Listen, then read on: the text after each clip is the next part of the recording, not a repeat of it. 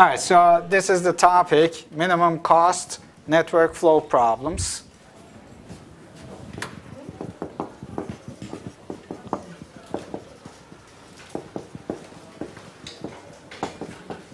And basically what I'm going to do is I'm going to give you the description of the definition of the problem. We'll talk about some properties of this as a linear programming problem. It's a special class of linear programming problems, and because of the special structure of the network flow problems, you can use more efficient algorithms to solve the problem. We're going to see a specialized version of the simplex algorithm as specialized to the network structure. However, there are other algorithms that have nothing to, or that have little to do with network simplex. So, first of all, of course, we need to define graphs and networks. A graph, G, is a set of two sets.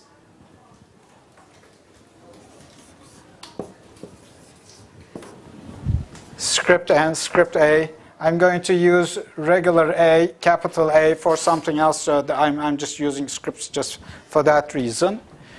A graph is a set of two sets where the first set is just a set of finitely many objects, whatever they are. Okay? So let's assume we have m objects. You can use the integers 1 through m, or you can use however you wish to refer to the objects. For example, cities of Turkey, 81 cities, Ankara, Adana, etc., whatever. Zonguldak is the last one, so if you just list them, they are the nodes of your network. And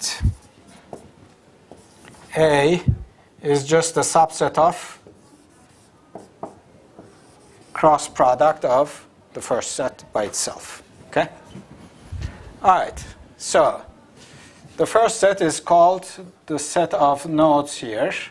Each element of script n is a node. Some people refer to them as vertices, not the vertex of a polyhedral set, but just as a vertex. And A, the elements of that are called arcs. We are talking about directed arcs here, because I'm taking the cross product of n by itself. So each element of A is a pair of elements ij ordered. Okay? So ji is different from ij. All right, so as an example,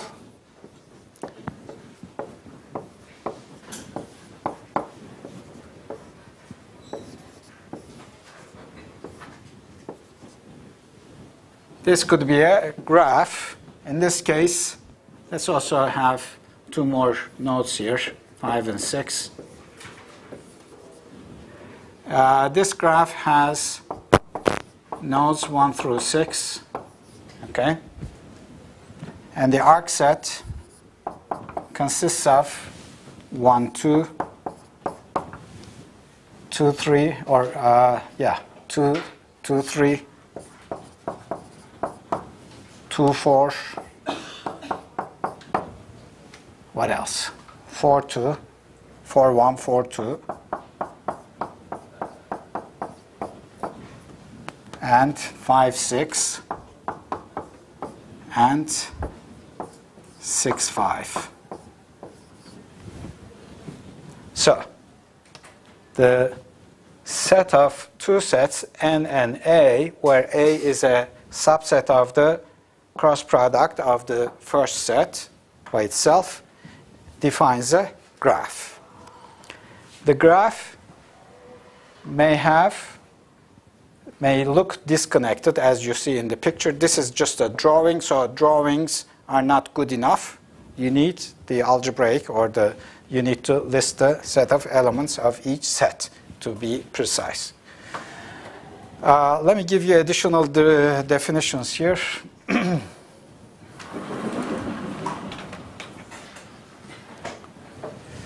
By the way, usually if you associate certain numbers with nodes or arcs or both of both nodes and arcs of a graph, then you have a network. These numbers are used for modeling purposes. For example, the numbers you may assign to arcs may be positive numbers, which may represent the time to traverse that particular arc, or it may be the potential difference between the end nodes of the arc, or whatever. It may be a cost associated with the arc, or you may have numbers associated with nodes, which may represent, for example, the demand that's being pulled at that particular node, or you may have sometimes supplies available at the node, so on and so forth. So it depends on what you want to do. And such structures, of course, graphs are very general. And there are also the hypergraphs, which I'm not going to go into. Okay, so let me just continue with some definitions here. Let's define the concept of a chain, for example. A chain is just a sequence of nodes and arcs, which may, for example, as an example, I may have node 1, and then arc 1, 2, and then node 2, and then arc 3, 2, and then 3. That would be a chain which begins at node 1, and then the next node is 2. There's an arc 1, 2 here. I'm looking at this example. Okay? And then you have node 3. You've got this. So this is a chain. So in the formal definition, you have a sequence of nodes and arcs such that every arc in the sequence has end nodes defined by the immediate predecessor and immediate successor nodes. Okay? That's the definition. A path is similar to a chain, except that in this case, all the arcs are in the same direction. For example, here, this is not a path, whereas if you have 1 to 2 and then going 2 to 4, this would be a path. So in this case, the arcs listed in the chain, they all are oriented in the same way, meaning that every, well, you know, in this case, it will be 1, 1, 2, 2, 2, 4. So every arc listed in the path begins at the preceding node and ends at the successor node. Okay? Succeeding node. Okay. And then we have cycles and circuits. A cycle is just a chain which comes back to itself.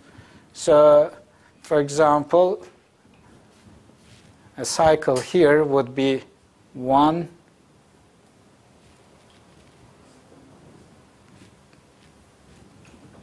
1, 2,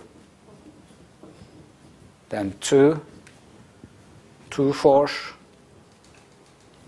then 4, then 4, 1, and then 1. So this is, so a cycle is just a chain with the beginning node and the ending node the same. Okay? That's the cycle defined in this way.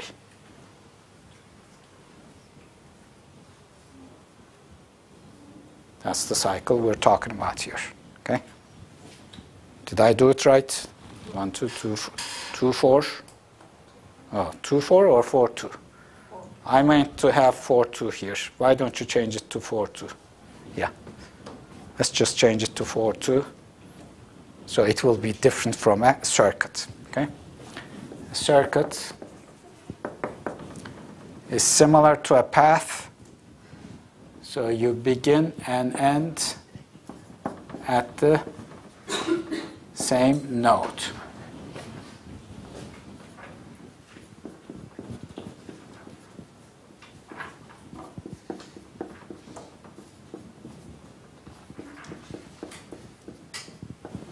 That's your path. All the arcs are in the same orientation in a path. Okay. We say a graph is connected or weakly connected. So let's separate weakly and strongly connected. So we say a graph G is weakly connected if there is a chain between any pair of nodes of the graph. Okay? You can get from any node to any node. In the example problem, in the example graph, this is not connected. Why is it not connected? Because, for example, between node 1 and 5, you don't have any change. Okay? Strongly connected if there exists a path from any node I to any node J of the graph. Okay? All right, so here's a simple example.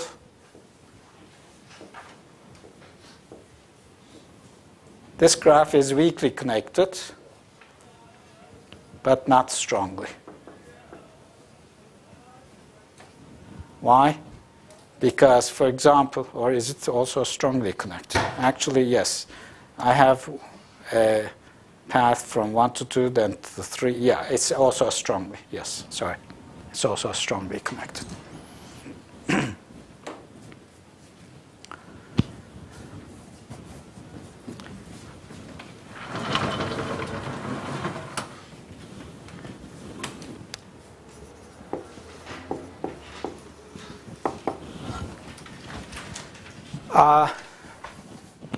A component refers to a maximally connected subgraph of the graph. So I need to define subgraphs first. Let's talk about subgraphs first. See, to be able to define something, you are not supposed to use any term that's not already defined. Okay? Always remember that. All right, what's a subgraph? A subgraph of a graph G is another graph where the node set is a subset of the given graph. Of course, we're talking about a subgraph of a graph G. Okay? So the node set is a subset of the original subgraph of G.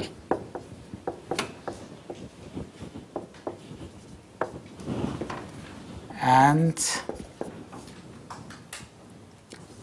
A prime is a subset of A with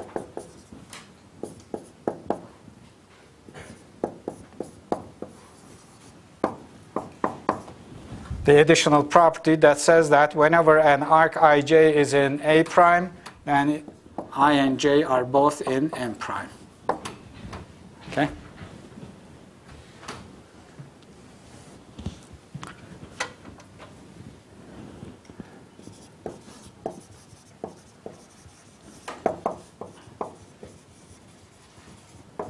A spanning subgraph is just a subgraph, a spanning subgraph of G again.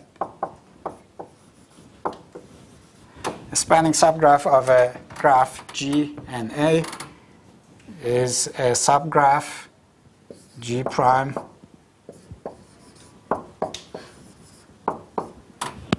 with the additional property that M prime is actually equal to N.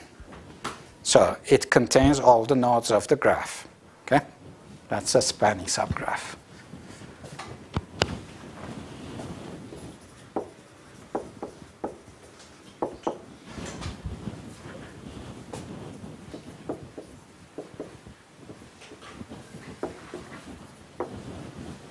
So a component of a graph G is a maximally connected subgraph of G.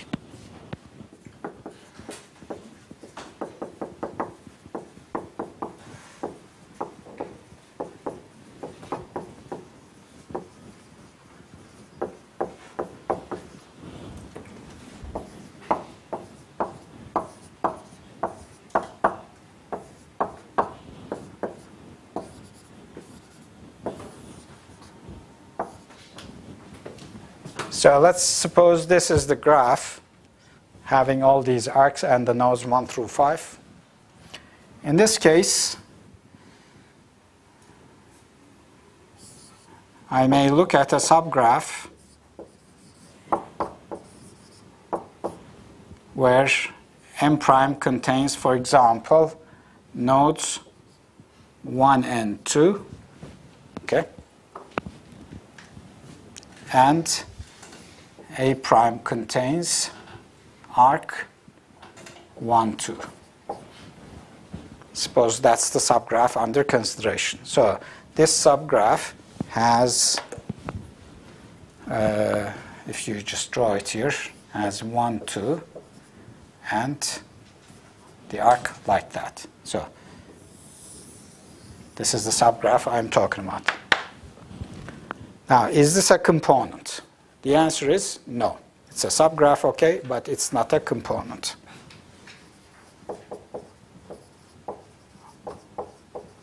Why? Because it's not maximally connected. Okay?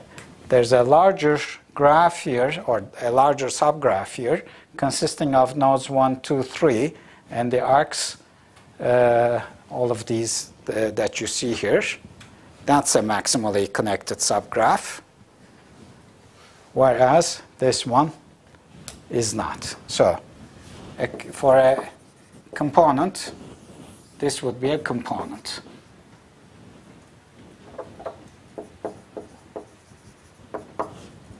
This is another component. These are two components of the graph under consideration, because this one is connected and it's maximal with respect to the property of being connected. Okay? Maximal in the sense that it includes all possible nodes that are connected to each other. This one is also. Okay?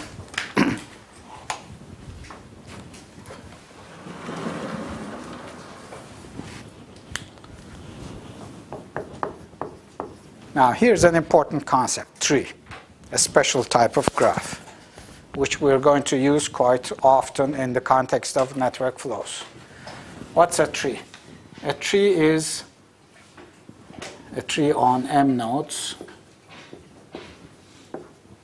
is a connected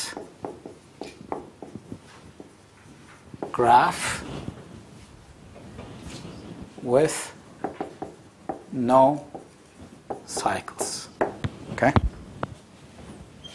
That's what a tree is. So here's a tree as an example.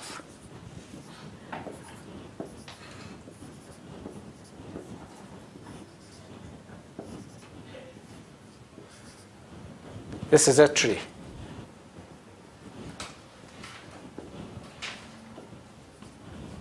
On 6 nodes, you can see that it's connected.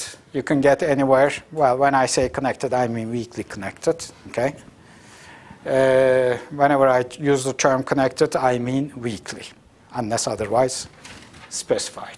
All right. So this is weakly connected or connected, and it has no cycles, and so it's a tree. This is also a tree. That's where the terminology comes from. You know, things that look like trees, they are called trees. Graph terminology has a lot of this stuff. They also use forests. So if you have a graph whose components are trees, then you have a forest. Okay? So let's also give that definition. A forest is a graph whose components are trees.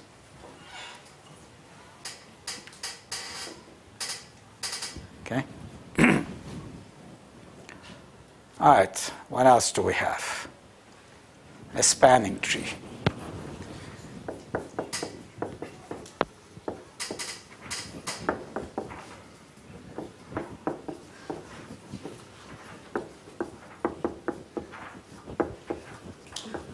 A spanning tree of a graph G is a subgraph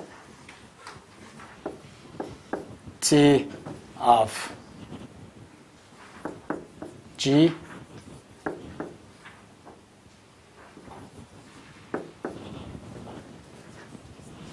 where n prime is actually equal to n. So it's spanning subgraph, and T is a tree.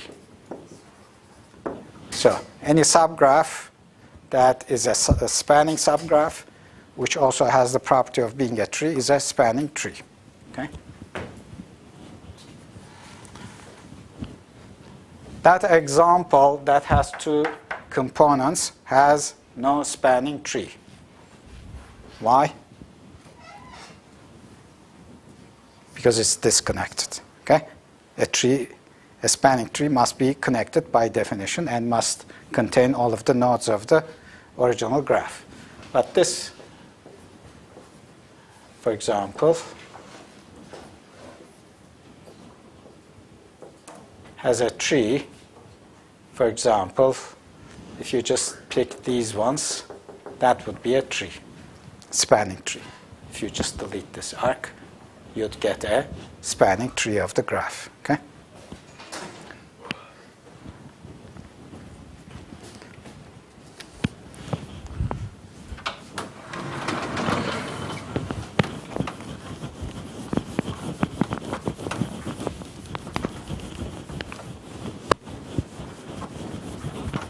I think that's pretty much enough for definition, so let's get to the business now.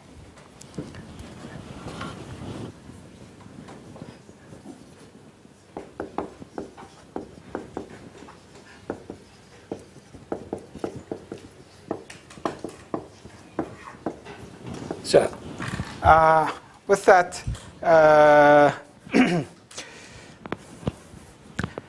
terminology, we can define the minimum cost network flow problems in the following way.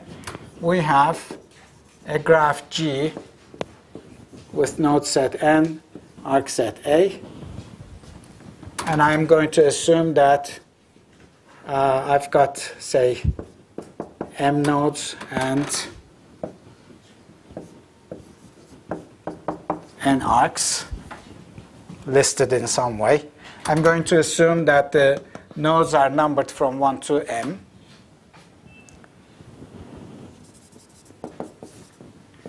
With the following data. So we're talking about a network now. You have a number bi, which is the so-called requirement at node I. This is given for each I in the node set. And if bi is a positive number, then node I is a supply node. If bi is a negative number, then node I is a demand node. So it wishes to receive some number of units of a given product, for example. This is in the context of distribution problems, for example. If bi is 0 for node I, then it's a chance shipment node. So we're essentially talking about, for example, the highway network or the road network of, say, Turkey, okay, where the nodes are, say, cities as well as smaller, what do you call them,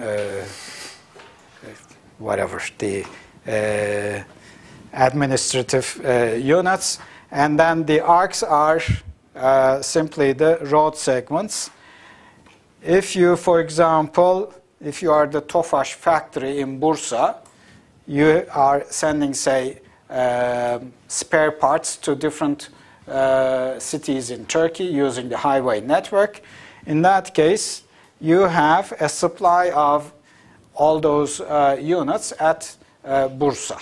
So bi would be positive, maybe say 1,000 units for I equals Bursa. Okay? And if you have demands at Kayseri and Ankara and Izmir, as well as many other cities, then they will each require some parts on a weekly basis. There's always a unit time under consideration.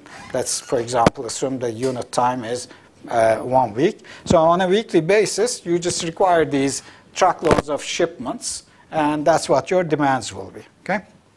And whenever BI is 0, you can visit that node along the way when you distribute these, or when you get these units from sources to sinks, or from supply nodes to demand nodes. So these are called also sources. Demand nodes are also called sinks. When you deliver units, truckloads from sources to sinks, you may along the way visit certain nodes which neither supply anything nor demand anything. They are transshipment nodes, so you are allowed to visit them. Okay? All right, we have additional data. We have a data Cij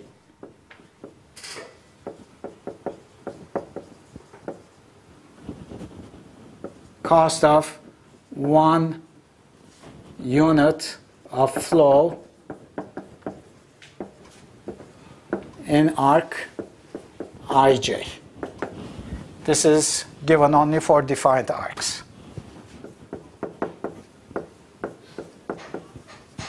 Okay. What else do we have? You may also have upper bounds.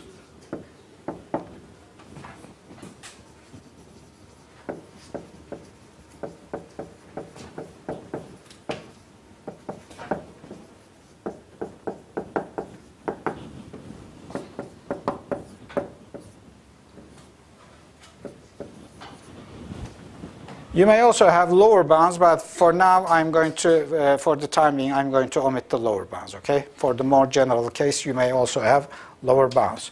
Upper bounds are also omitted also. So let me just write down Lij for the lower bound on flow in arc Ij. Again, only for arcs that are defined. Assume for now that Lij's are 0 for all arcs, and upper bounds are infinity. In other words, there's no upper bound for every arc, okay, just for the time being. So in this case, under these assumptions, the network flow, minimum cost network flow problem is referred to as actually a transshipment problem. You might want to take a note of that. Okay.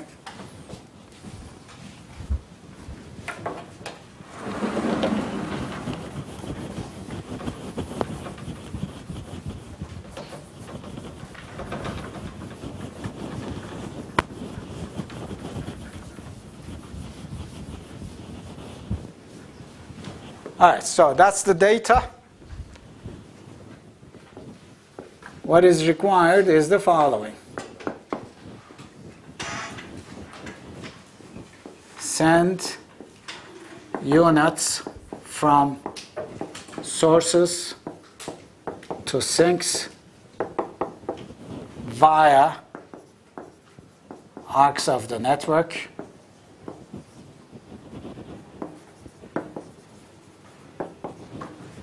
so that the total flow is conserved at each node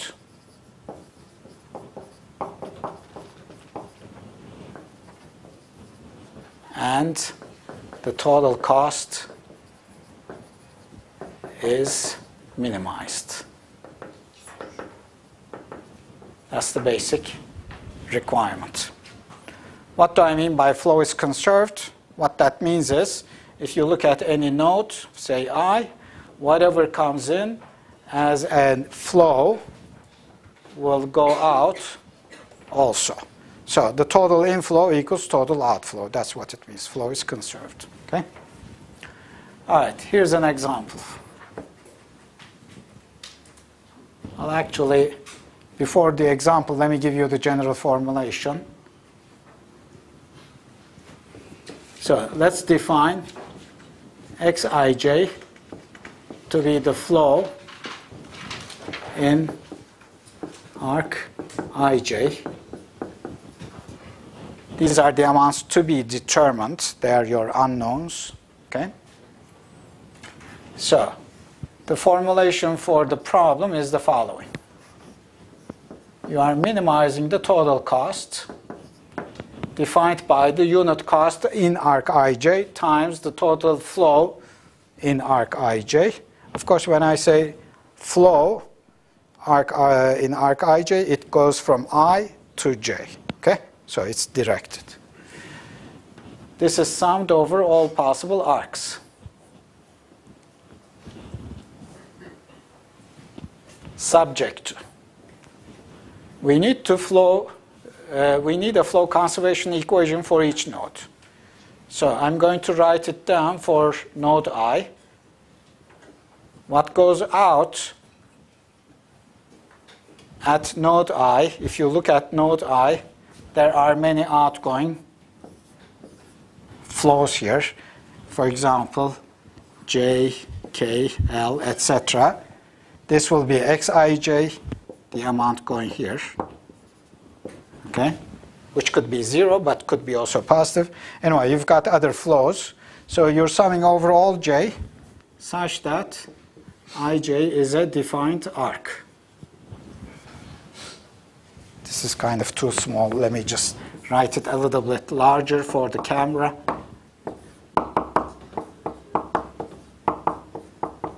This is for fixed I.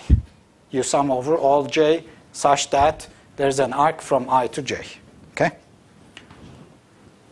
Minus the total inflow at node I.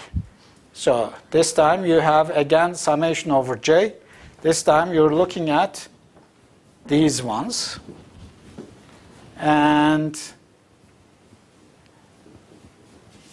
you're summing over all those nodes j, the flows coming from j, where ji is a defined arc. Now this will be equal to bi. And this is written down for each I. Now if bi, let me have your attention here. bi is a given number. If bi is 0, this is a transshipment node. So all that comes out, the first part here, that's the outflow, is equal to the total that comes in because bi is 0. Okay?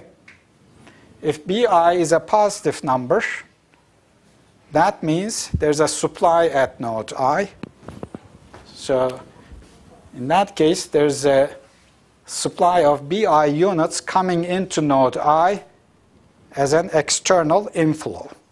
You are supplying so many units. Of course, that's an inflow at node I, which would be a negative number here. For example, if bi happens to be, say, 10, that would be included in this part as minus 10, because it's an inflow, which becomes a plus 10 here on the right side. Okay? So that's why your positive bi's are supplies or inflows.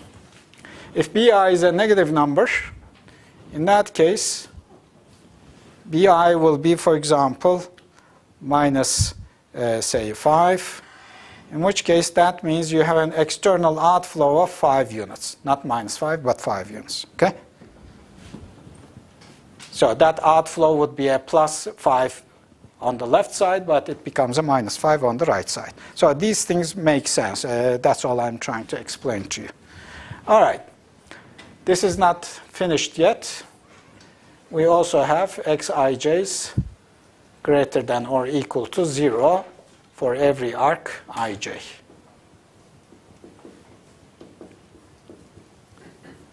For the case, lower bounds are 0, upper bounds are infinity. Okay? In the more general case,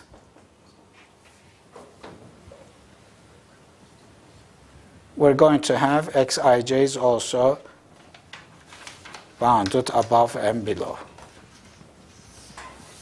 But for now, let's just deal with this situation. Okay, this is the minimum cost network flow problem with this non-negativity, and it's called the transshipment problem.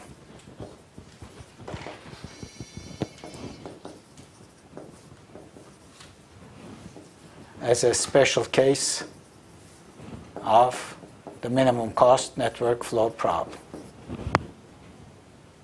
Okay?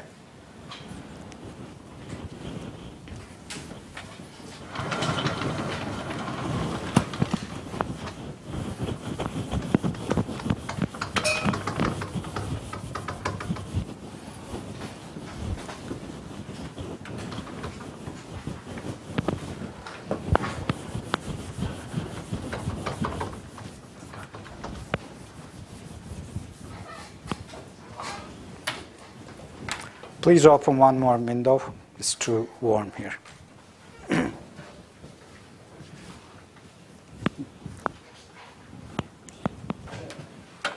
He's busy with the camera.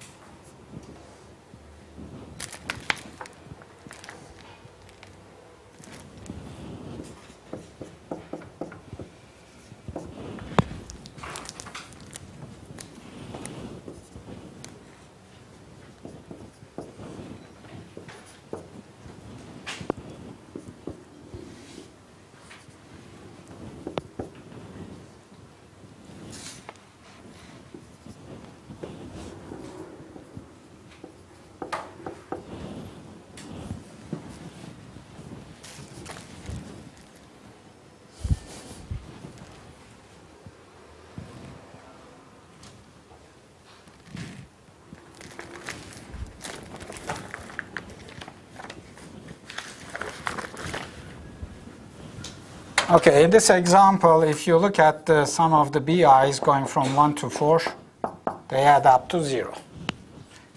This is the balanced version of the problem.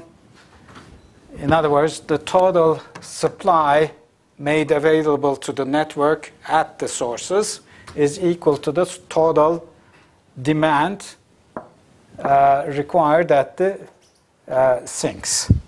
In this example, we have externally 4 units being supplied at node 1, and we have externally 2 units being made available at node 2. And then node 3 has a demand of 1, so it pulls 1 unit out of the network. And this one has, number 4 has 5 units pulling out of the network. So we have a balanced problem. We have the variables xij's, for example, x1, 2 along this arc, so on and so forth. And if you wanted to write this down as a minimum cost network flow problem, I'm assuming Lij's are 0, Uij's are infinity. In this case, you've got 2 times x12 plus minus 5 times x13 plus minus 1 times x23 plus 4 times x24 plus 6 times x32 plus 3 times x34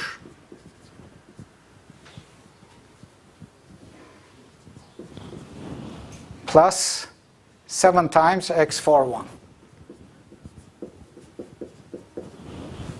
That's the objective function. Subject to, for node 1, I have an outflow of x12 plus x13, and I have an inflow of x41. Inflows are negative. The requirement at node 1 is 4, so they should give you 4. The balance is 4. Okay? For node number 2, what do we have? We have outflow of x23. We also have x24. We have inflow of x12. And then what else? We have inflow of x32.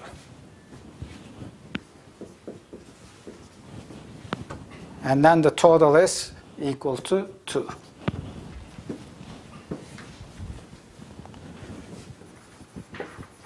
Node number 3. Outflow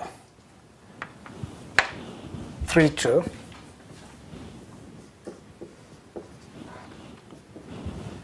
And then 3/4.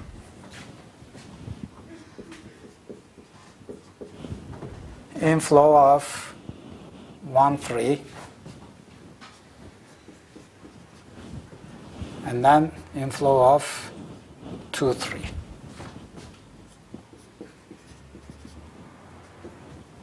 That's equal to -1.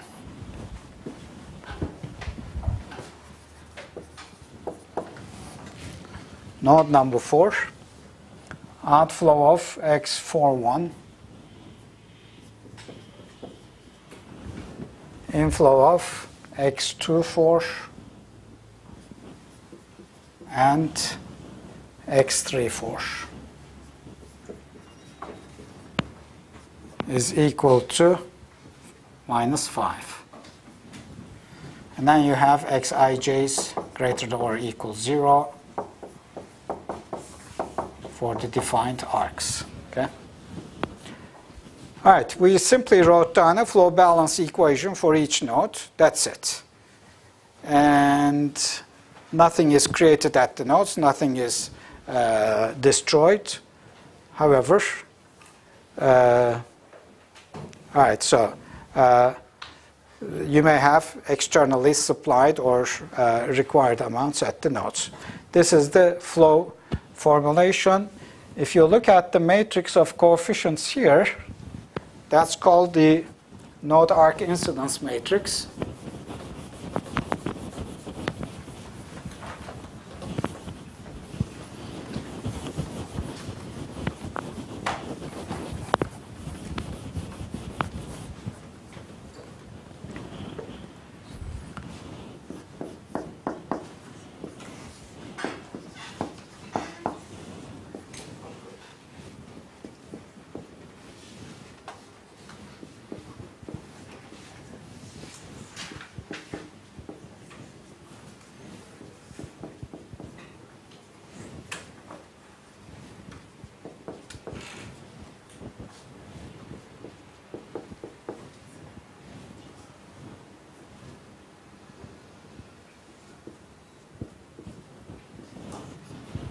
So I'm defining a matrix A here whose rows correspond to the nodes and whose columns correspond to the arcs.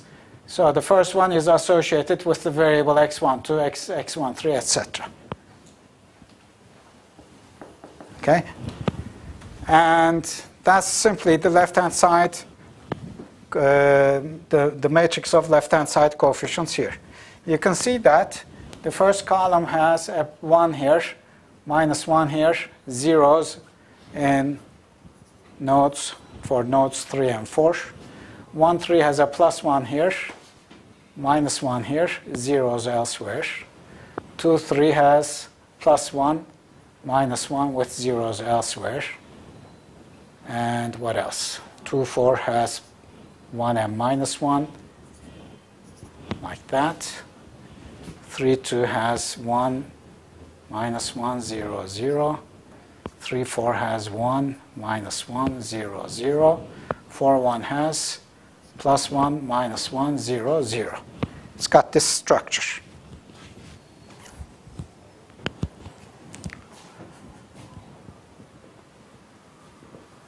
Every column has exactly, or has a +1 and a -1 and zeros. 1 +1, 1 -1, and zeros. That's an important special property of this matrix. This is called the node arc incidence matrix.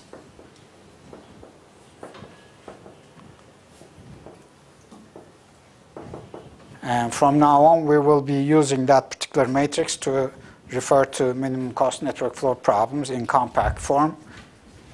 We'll just use this form.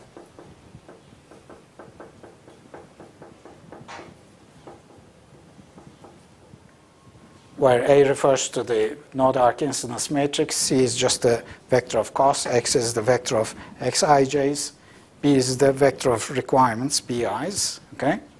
So C is Cij, it's n by what? 1, right? You've got n arcs, so it's an n vector. A is m by n, m rows corresponding to nodes, n columns corresponding to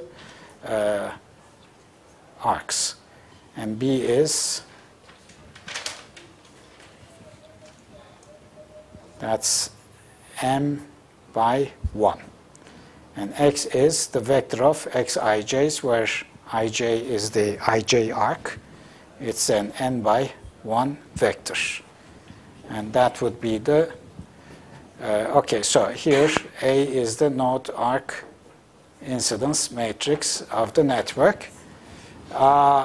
Next time I'm going to give a formal definition of A, and then we'll carry on after that, okay, based on that information. So take a 5-minute break. I'll give you your exam papers, and then maybe I'll go over some of the questions that might have given you particular difficulty, and then you'll have an example on decomposition from Hatice. Actually from me, but she will present it, okay? Peki.